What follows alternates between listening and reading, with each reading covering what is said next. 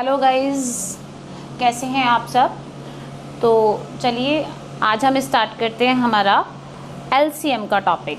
इससे पहले की 2 वीडियोस में मैंने एचसीएफ के बारे में पढ़ाया और डिटेल में हमने उसको डिस्कस किया कि कैसे हम एचसीएफ निकालते हैं। तो आइए आज हम स्टार्ट करते हैं उसी के साथ जुड़ा हुआ सेकेंड पार्ट एलसीएम। देखिए एलसीएम की फुल फॉर्म होती है least common multiple. Least common multiple, जैसे हमने एचसीएफ के बारे में पढ़ा, उसकी डेफिनेशन जो थी वो उसके नाम से ही समझी, ऐसे ही हम एलसीएम को भी इजीली याद रख सकते हैं कि एलसीएम में हमें करना क्या होता है। एलसीएम को हिंदी में कहते हैं लैसे लघुत्तम समापवर्त्य। लघुत्तम समापवर्त्य बिल्कुल अपने नाम से ही स्पष्ट है एचसीएफ की तरह। देखिए ज़रा, लीस्ट क्या मतलब होता है लीस्ट का? लीस्ट का मतलब होता है छोटे से छोटा, छोटे से छोटा। कॉमन का मतलब हमने वहाँ भी देखा था, कॉमन मीन्स उभयनिष्ठ, जो दी गई संख्याओं में सब में हो, ठीक। और मल्टीपल का मतलब क्या होता है? वहाँ था आपके पास फैक्टर और यहाँ है मल्टीपल। मल्टीपल को हिंदी में कहते हैं गुणज। तो लीस्ट कॉमन मल्टीपल LCM, जिसे हम हिंदी में कहते हैं लघुत्तम समापवर्त्य। तो LCM की जो फुल फॉर्म है उसका हमने हिंदी ट्रांसलेशन कर दिया, छोटे से छोटा उभयनिष्ठ गुणज निकालना है। दी गई संख्याओं का हमें छोटे से छोटा उभयनिष्ठ गुणज निकालना है, मल्टीपल निकालना है। तो क्या हो जाएगा? वह छोटी से छोटी संख्या, वह छोटी से छोटी संख्या जिसमें, वह छोटी से छोटी संख्या जिसमें दी गई संख्याओं का, जिसमें दी गई प्रत्येक संख्या का, देखिए मैंने यहाँ जोर देके इसलिए बोला कि जिसमें और जिसका सिर्फ यही अंतर है। वहाँ बड़ी से बड़ी है, यहाँ छोटी से छोटी है, लेकिन अंतर क्या है? जिसमें और जिसका। इस कॉन्सेप्ट को समझना है। जिसमें दी गई प्रत्येक संख्या का पूरा पूरा भाग जाता हो, उसे हम कहते हैं LCM। तो देखिए जरा, वह छोटी से छोटी संख्या जिसमें दी गई संख्याओं का पूरा पूरा भाग जाता हो। तो इसका मतलब जो LCM निकलेगा वो दी गई सारी संख्याओं से बड़ा होगा। जबकि HCF में हमने क्या बोला था कि वह बड़ी से बड़ी संख्या जिसका दी गई संख्याओं में भाग जाता हो। देखिए दोनों वर्ड्स में डिफरेंस है। जिसका भाग दी गई संख्याओं में पूरा पूरा जाता हो, उसे तो हम क्या कहेंगे? HCF। और जिसमें संख्याओं का भाग जाता हो उसे हम क्या कहेंगे? LCM। तो देखिए बहुत ही बारीकी से समझना है। जिसका भाग दी गई संख्याओं में जाए, जिसका भाग दी गई प्रत्येक संख्या में जाए, यानी दी गई संख्याओं में हमें भाग देना है, जबकि यहाँ दी गई संख्याओं का भाग देना है। तो दोनों में अंतर हुआ ना। तो यहाँ हमें निकालनी है वह छोटी से छोटी संख्या। लीस्ट का मतलब होता है छोटे से छोटा निकालना है। तो वह छोटी से छोटी संख्या निकालनी है जिसमें आप दी गई संख्याओं का भाग देंगे तो वो पूरा पूरा भाग जाएगा, शेष आपका 0 बचेगा, ठीक। तो ये हो गया हमारा LCM। तो दी गई संख्याओं का पूरा पूरा भाग जाना चाहिए। तो अब ज़रा देखें हम छोटे से छोटा उभयनिष्ठ गुणज, और उससे पहले हम देखेंगे गुणज क्या होता है। जैसे हमने वहाँ गुणनखंड का मतलब देखा कि गुणनखंड क्या होता है, ऐसे ही हम पहले क्या देखेंगे? गुणज देखेंगे।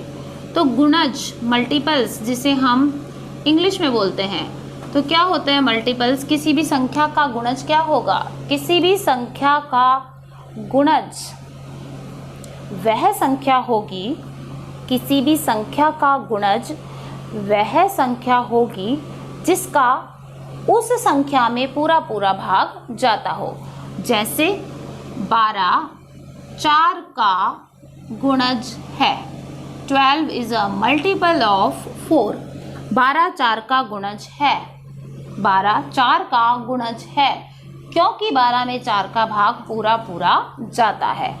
अगर x में y का भाग पूरा पूरा जाता है, x में y का भाग पूरा पूरा जाता है, तो x को हम y का गुणज मल्टीपल कहते हैं। तो मल्टीपल आपके पास क्या होगा, किसी भी संख्या का मल्टीपल उस संख्या से बड़ी संख्या होगी। कैसे पहचान करेंगे, फैक्टर उस संख्या से छोटा होगा और मल्टीपल उस संख्या से बड़ा होगा। दोनों में डिफरेंस एकदम से क्लियर रखना है हमें। अगर हमें किसी संख्या का गुणज निकालना है तो गुणज यानी मल्टीपल, उससे उसके मल्टीपल्स यानी हम उस संख्या के मल्टीपल्स निकालना चाहते हैं तो उस संख्या को हम मल्टीप्लाई करेंगे 1 से, 2 से, 3 से, 4 से, 5 से। तो जब मल्टीप्लाई करेंगे तो हमें मल्टीपल्स मिलेंगे और जब तोड़ेंगे तो हमें फैक्टर्स मिलेंगे। तो this is a basic difference between multiple and factors. We can consider an another example. एक और एग्जाम्पल हमने लिया 15, ठीक। अब 15 एक संख्या मैंने ले ली और इस संख्या का मुझे गुणज भी निकालना है, मल्टीपल भी निकालने हैं और इस संख्या के मुझे फैक्टर्स भी निकालने हैं, गुणनखंड भी निकालने हैं। देखिएगा जरा गौर से कि 15 एक संख्या ले ली मैंने। दोनों टॉपिक को मैं यहाँ पर इसलिए डिस्कस कर रही हूँ क्योंकि कंपैरिजन से पढ़ना ज़्यादा इजी रहता है। आप एक बार एक टॉपिक को पढ़ लेते हैं, दूसरी बार दूसरे टॉपिक को पढ़ लेते हैं, लेकिन जब एग्जाम होता है तो दोनों टॉपिक मिक्स हो जाते हैं और मिक्स हो जाते हैं तो कन्फ्यूजन क्रिएट हो जाता है कि अभी मल्टीपल क्या था, डिवीज़र क्या था, फैक्टर क्या था। तो सब चीज़ें एकदम से क्लियर होनी चाहिए। और मैथ्स की कुछ बेसिक कॉन्सेप्ट्स में बेसिक जो टर्म्स होती हैं वो कंपैरिजन से ज़्यादा अच्छे क्लियर रहती हैं। तो अभी हम यहाँ पे फैक्टर वाला टॉपिक वापस से डिस्कस इसलिए कर रहे हैं क्योंकि हम एक और नया टॉपिक पढ़ रहे हैं, मल्टीपल। और जब गुणज हम पढ़ रहे हैं तो गुणज के साथ गुणनखंड अगर हम तुलनात्मक अध्ययन से पढ़ेंगे, तुलना करके पढ़ेंगे, तो वो चीज़ लॉन्ग टाइम तक हमारे माइंड में सेफ रहेगी। कंपैरिजन से पढ़ना ज़्यादा अच्छा होता है बजाय सिंगल टर्म को पढ़ना, क्योंकि आप सिंगल चीज़ें पढ़ते हैं तो वो कुछ शॉर्ट टाइम के लिए आपके माइंड में फिक्स हो जाती हैं, लेकिन जब कंपेयर करते हैं तो वो लॉन्ग मेमोरी में लॉन्ग टाइम तक आपके पास सेव रहती हैं। तो चलिए वापस आ जाते हैं हम हमारे पॉइंट पर। हमें 15 के मल्टीपल्स भी निकालने हैं और 15 के फैक्टर्स भी करने हैं। तो मैंने आपको बताया गुणनखंड, खंड का मतलब क्या होगा, छोटा, और गुणज यानी गुणा कर कर हम आगे जब निकालेंगे तो वो बड़ा हो जाएगा यानी गुणज कहलाएगा। तो जो 15 से पूरी तरह विभाजित हो जाएंगे वो सब तो क्या होंगे, गुणनखंड। और जो 15 जिनको पूरा पूरा विभाजित करेगा वो होंगे इसके गुणज। देखिए फिर से अगेन, 15 जिस से विभाजित होगा वो सब तो गुणनखंड कहलाएंगे और 15 जिस को विभाजित करेगा वो मल्टीपल्स कहलाएंगे। तो आया ना अंतर, जिस से विभाजित हो, जिसको विभाजित करे। तो हम जिसको विभाजित करें किस में निकाल रहे हैं, एलसीएम में, और जिसमें भाग पूरा पूरा जाए तो हम क्या निकाल रहे थे, एचसीएफ। यही एक बेसिक कॉन्सेप्ट है। देखिए अब जरा 15 में किस किस का भाग पूरा पूरा जाएगा, 15 में 1 का भाग पूरा जाता है, 15 में 3 का भाग पूरा जाता है, 15 में 5 का भाग पूरा जाता है। 15 में किस किस का भाग पूरा जाता है, 15 में 1 का, 3 का, 5 का और स्वयं 15 का पूरा पूरा भाग जाता है। 3, 5 को 15 को 3, 5, 15 ये तीनों ही इसको पूरा पूरा विभाजित करते हैं, शेष 0 आता है। तो ये इसके क्या कहलाएंगे, फैक्टर्स, गुणनखंड।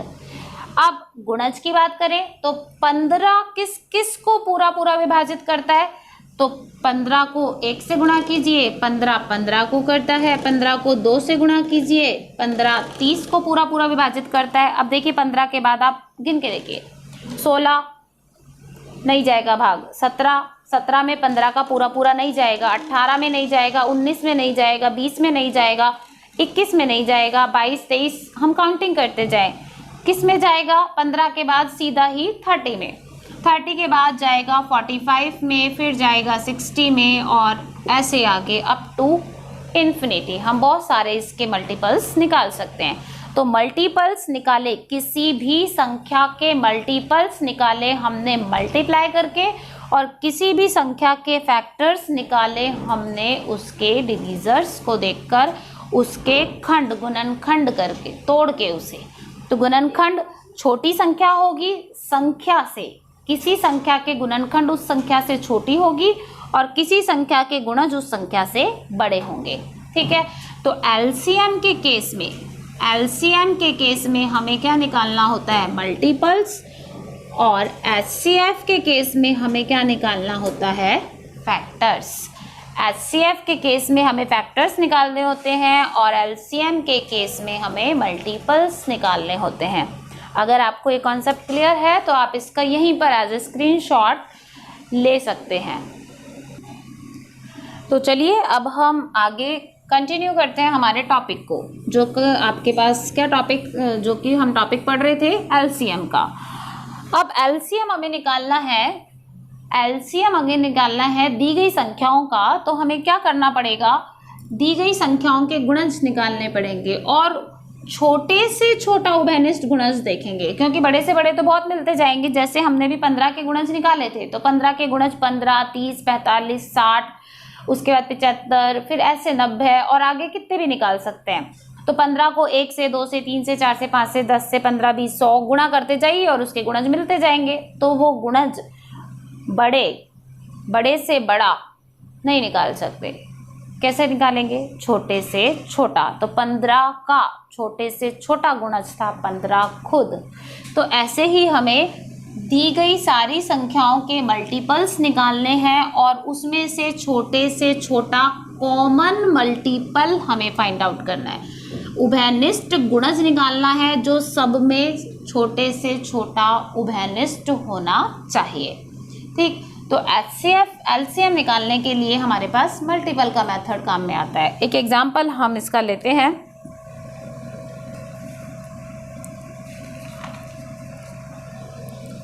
वह छोटी से छोटी संख्या बताइए। अच्छा देखिए, एक और पहचान एचसीएफ और एलसीएफ के बीच का जो कॉमन डिफरेंस है वो क्या है?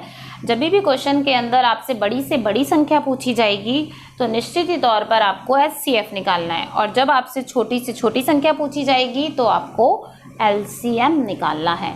ये जो आपके शॉर्ट ट्रिक्स या फिर ये पहचान करने के जो तरीके हैं, ये मैं आपको लास्ट में एक बार ही लिख दूंगी, आप स्क्रीनशॉट ले लेना। बट अभी हम आगे निकाल देते हैं, हमारा एक एग्जाम्पल कंप्लीट कर लेते हैं। तो एग्जाम्पल है, वह छोटी से छोटी संख्या बताइए जो 16, 24 और 30। वह छोटी से छोटी संख्या बताइए जो 16, 24, 30 से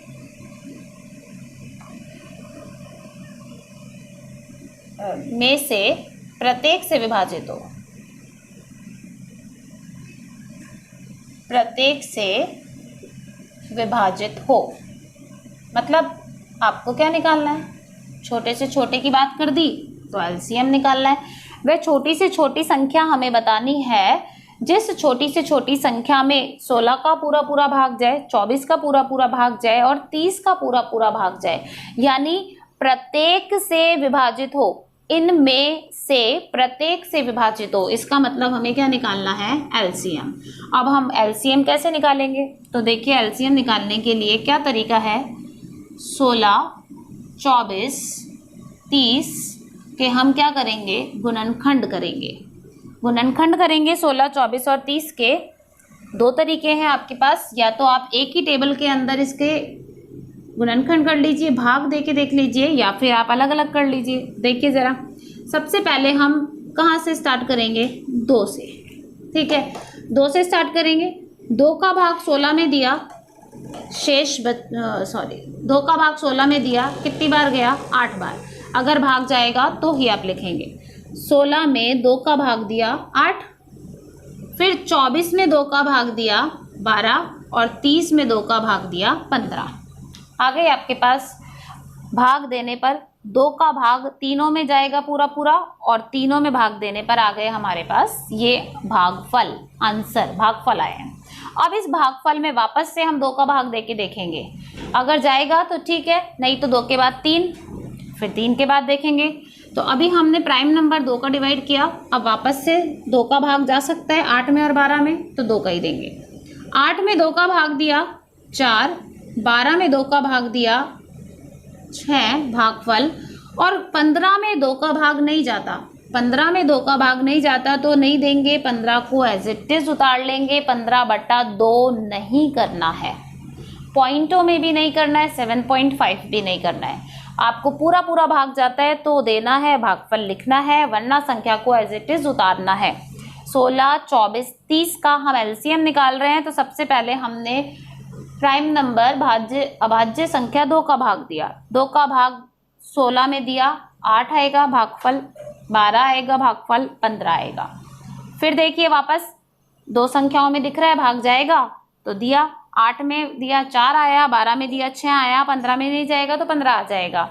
फिर से देखिए 2 का जा रहा है, 2, 3 और 15, ठीक है। अब फिर से 2 का भाग जाएगा, 2 में 2 का भाग 1, 2 में 3 का भाग, 2 का भाग 3 में नहीं जाएगा, 3 एज इट इज उतारेंगे, 2 का भाग 15 में नहीं जाएगा, एज इट इज उतारेंगे।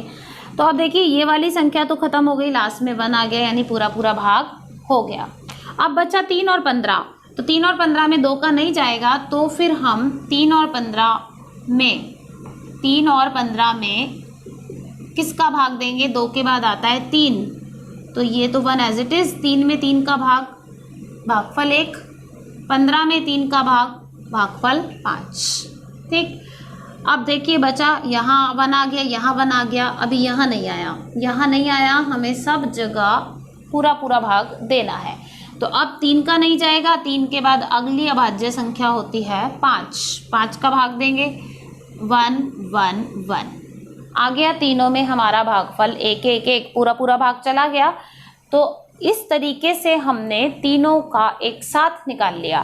अब एलसीएम क्या हो जाएगा, एलसीएम हो जाएगा 2 2 2 2 3 और गुणा 5, तो 2 × 2 कितनी बार आ रहा है, 2 4 बार, 2 आ रहा है 4 बार, 3 आ रहा है 1 बार और 5 आ रहा है 1 बार। क्या हो जाएगा एलसीएम, 2 2 2 4 बार आ रहा है, 1 बार 3 1 बार 5, और इन सबको हम क्या कर देंगे, गुणा कर देंगे। जब आप इन सब को गुणा करेंगे तो आपके पास तीनों का उभयनिष्ठ गुणज निकलेगा। देखिए जरा, 2 2 2 को हम गुणा कर रहे हैं, 2 और 2 2 दूनी 4, 4 दूनी 8, 8 दूनी 16, 16 पंजे 80, और 80 को 3 से करेंगे तो 240। तो इन तीनों का एलसीएम हमारे पास कितना आया, 240। 240 वो छोटे से छोटा गुणज है। अब देखिए जैसे फैक्टर्स में तो हमने टुकड़े करके देखे थे, ऐसे गुणज में हम मल्टीप्लाई करेंगे। तो जब आप मल्टीप्लाई करेंगे तो 16 के गुणज 16 के गुणज हो जाएंगे 16 खुद, फिर और 16 जोड़ दीजिए 32, फिर और 16 जोड़ दीजिए, फिर और 16 जोड़ दीजिए, ऐसे 16 जोड़ते जोड़ते हमें कहाँ तक पहुँचना पड़ेगा, 240 तक।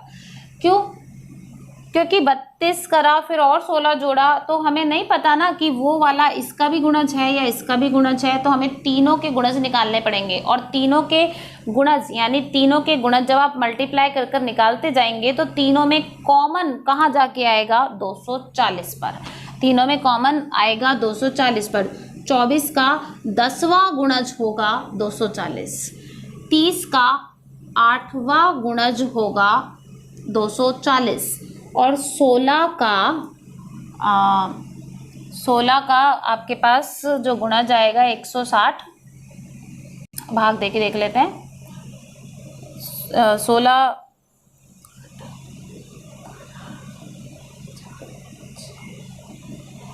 12, तो ये आपके पास आ जाएगा 16 का 12वां गुणज 240, यानी 16 को आप 12 बार जोड़ेंगे तो उसके जो 12वां गुणज आपको मिलेगा, पहला गुणज हो गया 16, दूसरा गुणज हो गया 32, तीसरा 16 तिया 16 चौका 16 पंजा 6 7 8 9 10, 16 का पहाड़ा हो गया 160 हो गया 10वां गुणज।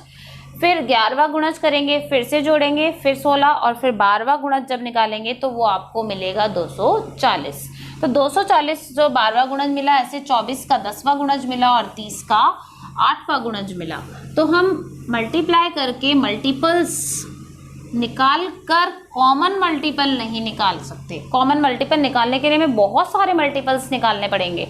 ये तो बहुत छोटी सी संख्या थी, तो हम फिर भी इसके मल्टीपल्स निकाल सकते हैं, लेकिन जब संख्या बड़ी बड़ी होंगी तो सारी संख्याओं के बहुत सारे मल्टीपल्स निकालकर उसमें से कॉमन छांटना बहुत बड़ा हो जाएगा और एग्जाम में हमारे पास टाइम की वैसे ही शॉर्टेज रहती है, तो हम इस मेथड को अप्लाई नहीं कर सकते। तो कौन सा मेथड हमने किया? भाग देने वाला मेथड किया। फिर से हमने डिवीज़न मेथड काम में लिया, तीनों संख्याओं में भाग दे देकर हमने क्या किया, पूरा पूरा भाग जब तक गया सब निकाला और लास्ट में सारे भाजकों को हमने गुणा कर दिया। तो वो निकल गया आपके पास गुणज, यानी कि दी गई संख्याओं का एलसीएम। एक और निकालते हैं। वह छोटी से छोटी संख्या ज्ञात कीजिए जिसमें 15 का, 18 का, 27 का और 37 का पूरा पूरा भाग जाता है। वह छोटी से छोटी संख्या ज्ञात कीजिए जिसमें 15, 18, 27 और 37 का पूरा पूरा भाग जाता है। तो अब जरा आप देखिए, आप 15 के गुणज निकालेंगे तो 15 को 1 से, 2 से, 3 से, 4 से, 5 से, 10, 15, 20 गुणा करते जाएंगे, मल्टीपल्स निकलते जाएंगे। ऐसे इसके मल्टीपल, इसके मल्टीपल और इसके मल्टीपल, और चारों संख्याओं के मल्टीपल्स निकालकर हमें देखना होगा छोटे से छोटा कॉमन मल्टीपल कहाँ आ रहा है। हो सकता है कॉमन मल्टीपल 10-15 टर्म्स में जाकर आए तो वो बहुत बड़ा हो जाएगा, इसीलिए हम डिवीज़न मेथड निकालेंगे। आप चाहो तो फैक्टर्स करके निकाल सकते हैं। देखिए भाग वाला तो मेथड अभी पढ़ा, जैसे एचसीएफ के दोनों मेथड थे, डिवीज़न मेथड और फैक्टराइजेशन मेथड, ऐसे ही एलसीएम के दोनों मेथड हैं, फैक्टराइजेशन मेथड और डिवीज़न मेथड। तो भाग देके तो हमने अभी निकाला था, अब हम एक बार फैक्टराइजेशन देख लेते हैं। 15 के हमने फैक्टर्स किए, 15 के फैक्टर्स हो जाएंगे 3 × 5, ठीक। 18 के फैक्टर्स हो जाएंगे 2 × 3 × 3, 6 तिया 18। 27 के फैक्टर्स हो जाएंगे, टुकड़े करने हैं हमें जिनको गुणा करने पर वापस से क्या आ जाए, 18 आ जाए। गुणनखंड करने हैं, 18 को ऐसे खंडों में विभाजित करना है जिसका गुणा वापस 18 आना चाहिए। 15 को ऐसे टुकड़ों में तोड़ना है जिसका गुणा वापस 15 आना चाहिए। सेम एज 27 को तोड़ना है, 27 को तोड़ेंगे तो आएगा 3 × 3 × 3, और 37 को अगर हम तोड़ेंगे तो आएगा 1 × 37। 37 अभाज्य संख्या है, प्राइम नंबर है, तो इसके कोई फैक्टर्स नहीं होंगे 1 और खुद के अलावा। तो अब देखिए हमने फैक्टर्स कर लिए। फैक्टर्स मेथड से क्या होगा, फैक्टराइजेशन से आप एचसीएफ और एलसीएम दोनों निकाल सकते हैं। अब देखिए एक बारी हम एचसीएफ की तरफ वापस जाएं तो इन सब में कॉमन फैक्टर कौन सा है, इन सब में कॉमन फैक्टर कौन सा है, 1 तो हम लिख ही सकते हैं। इन सब में देखिए, इसमें 3 आ रहा है, इसमें 3 आ रहा है, इसमें 3 आ रहा है, लेकिन इसमें 3 नहीं आ रहा, ठीक है। ऐसे ही इसमें 2 आ रहा है, बाकी किसी में नहीं आ रहा, इसमें 5 आ रहा है, बाकी किसी में नहीं आ रहा, इसमें 37 आ रहा है, बाकी किसी में नहीं आ रहा। मतलब कि 1 के अलावा कुछ कॉमन नहीं है। तो कुछ अगर कॉमन नहीं है तो 1 ही कॉमन है, और कॉमन फैक्टर हो गया 1, दैट इज चारों का एचसीएफ हो गया 1। बट हमें एलसीएम निकालना है, तो हम एलसीएम पे आ जाते हैं। एलसीएम निकालने के लिए आपको क्या करना है, जितने भी आपने फैक्टर्स किए हैं तो सबसे पहले आप ये देखिए फैक्टर्स हैं कौन कौन से। 2 दिख रहा है हमें, 3 दिख रहा है हमें, 5 दिख रहा है हमें, और 37 दिख रहा है हमें। तो 2 ज़्यादा से ज़्यादा कितनी बार आया है, कितने पावर में आया है, तो ज़रा देखिए 2 यहाँ एक बार भी नहीं है, यहाँ एक बार है, यहाँ नहीं है, यहाँ नहीं है। तो 2 ज़्यादा से ज़्यादा कितनी बार है, एक बार है, तो 2 को लिख दिया एक बार गुणा। अब 3 को देखिए, 3 ज़्यादा से ज़्यादा कितनी बार आ रहा है किस पद में? यहाँ 3 एक बार आ रहा है, यहाँ 3 2 बार आ रहा है, यहाँ 3 3 बार आ रहा है। तो 3 ज़्यादा से ज़्यादा कितनी बार आ रहा है? ज़्यादा से ज़्यादा कितनी बार आ रहा है? 3 बार आ रहा है। तो 3 को हम 3 बार लिखेंगे। ज़्यादा से ज़्यादा बार लिखना है आपको। जो संख्या ज़्यादा से ज़्यादा बार आ रही है, जितनी बार आ रही है मैक्सिमम, उसको उतनी बार मैक्सिमम बार लिखना है। तो मैक्सिमम बार हमने 3 को लिख दिया।